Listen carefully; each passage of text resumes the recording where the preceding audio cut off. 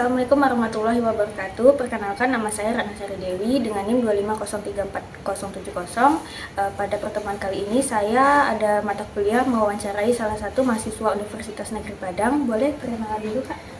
Perkenalkan, nama saya Putri Nasari dengan NIM 2537028 dari Prodi Pendidikan IPS BP 25. Pada proyek kali ini saya mengangkat judul pembulian. Kira-kira menurut kakak apa yang terlintas di pikiran kakak ketika mendengar kata bully? Perilaku menyakiti, mengintimidasi, atau merendahkan orang lain secara berulang-ulang, baik secara verbal, fisik, maupun lewat sosial. Menurut kakak ini, kakak pernah nggak lihat kondisinya secara langsung ataupun di media sosial gitu? Pernah, Kak. Kakaknya nih setelah mendengar dan melihat hal tersebut secara langsung, cara penanggulangannya bagaimana? Dengan cara menanamkan sikap hormat menghormati, terus harus diberi sanksi berat kepada pelaku agar tidak mengulangi, terus melibatkan pihak berwenang serta masyarakat untuk mengawasi. Baik, terima kasih Kak atas pendapatnya. Perkenalkan, nama saya Muhammad Fajri. Saya ingin mewawancarai teman saya. Nama saya Muhammad Fatana Bibi. Nah, di sini saya akan bertanya tentang bully yang terjadi di daerah sekitar. Menurut Abang, bullying yang terjadi di sekitar kita ini terjadi karena pelakunya memang pengen bullying atau karena dia ingin melakukan sesuatu terhadap korban?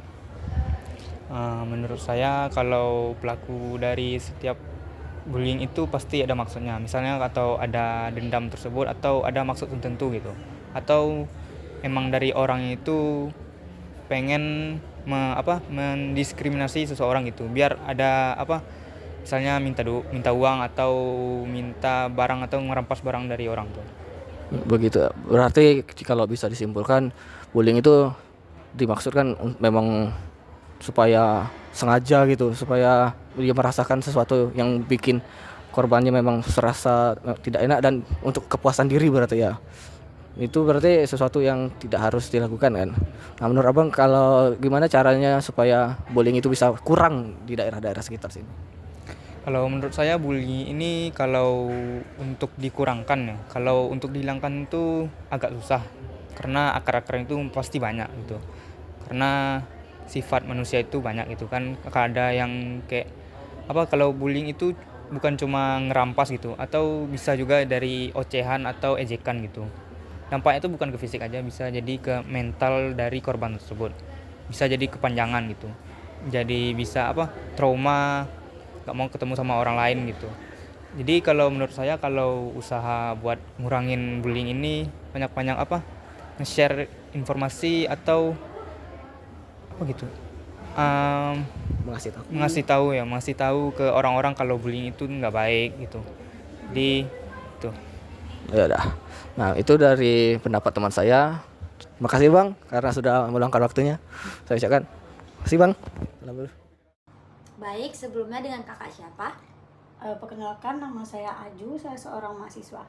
Oke, Kak Aju, terima kasih sudah berpartisipasi dalam wawancara ini. Wawancara ini akan membahas tentang bullying, Kak. Apakah sebelumnya Kak Aju bersedia?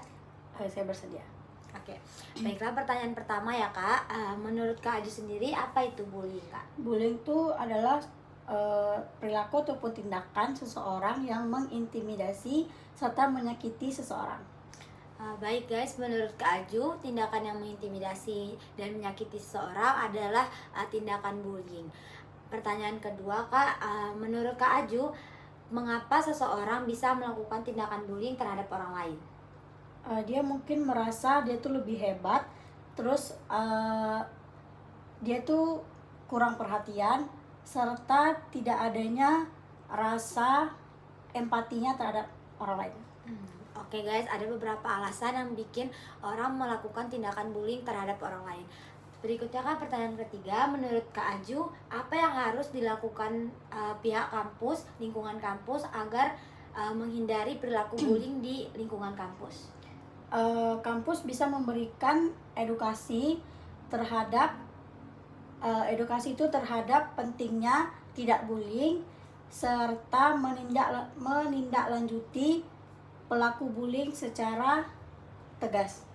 Oke, pertanyaan keempat Kak Aju, menurut Kak Aju apa yang menjadi dampak terhadap seorang korban bullying, Kak? dampaknya itu cukup besar ya.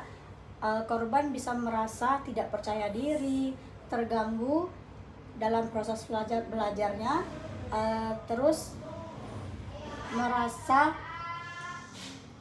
merasa takut untuk bersosialisasi. Baiklah, saya Apriliani Syahika Muksin dengan NIM 2503202. Pada hari ini saya ingin mewawancarai teman saya. Perkenalkan, nama saya Latifah Rahmah dengan NIM 2503205. Saya berasal dari Prodi Biologi. Baiklah, saya akan melengkapi tugas proyek saya, yaitu mewawancarai mahasiswa Universitas Negeri Padang dengan kasus pembulian. Menurut Tifa, apa sih yang Tifa ketahui tentang pembulian? Bullying itu adalah tindakan yang merendahkan atau mengucilkan orang lain yang dilakukan dengan sengaja dan berulang kali. Baik, gimana kalau menurut Tifa, kalau bully itu masih terjadi di lingkungan kampus? Itu adalah suatu perilaku yang merendahkan dan tidak dapat untuk dicontoh. Sebisa mungkin hal itu dapat dihindari oleh semua orang. Baiklah, selanjutnya gimana bentuk kasus bullying menurut Tifa yang biasa terjadi di lingkungan kampus? Biasanya itu cyberbullying dan juga pengucilan dari sosial, dan juga ada tentang verbal. Siapa sih yang paling rentan menjadi korban bullying?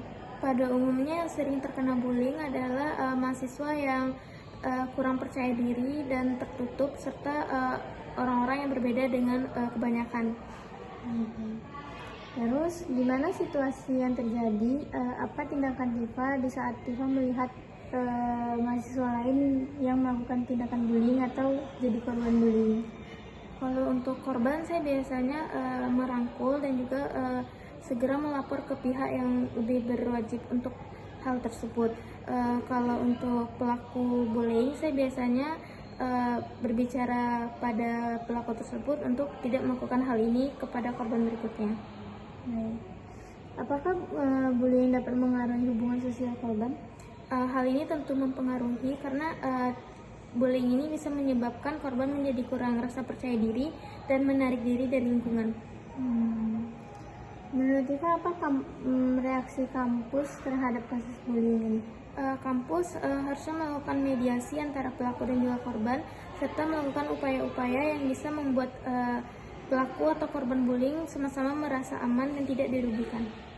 Oke, baik, sebelumnya di sini perkenalkan, nama saya Melani Larasati dengan NIM 2500218 dari Prodi Administrasi Pendidikan dari kelompok 4 sesi 979. Nah, di sini saya akan mewawancarai teman saya, yaitu perkenalkan, nama saya Siti Nur Aziza dari Prodi Administrasi Pendidikan. Nah, oke, baik, Eji. Nah, di sini aku tuh mau nanya, menurut kamu apa sih maksud dari bullying itu? Menurut aku, bullying itu merupakan tindakan kekerasan, penindasan kepada orang secara disengaja. Berarti seperti kegiatan yang sangat tercela yang seharusnya tidak dilakukan oleh seseorang, apalagi saat berada di lingkungan kampus ya. Nah, oke. Nah, selanjutnya itu kira-kira menurut Eji gimana sih cara buat mengatasi bullying yang ada di kampus itu agar para pelaku bullying itu tidak lagi melakukan kegiatan tersebut? Menurut saya itu sebaiknya itu dilaporkan kepada pihak yang berwenang di dalam kampus. Misalnya kepada bagian untuk pengurus BK kampus itu, kemudian bisa diadukan kepada dosen. Nanti dosen itu bisa untuk memproses pelaku dari tindakan bullying ini, begitu. Oke, baik. Sepertinya ada beberapa cara yang bisa dilakukan untuk mengatasi hal seperti ini ya, Eji.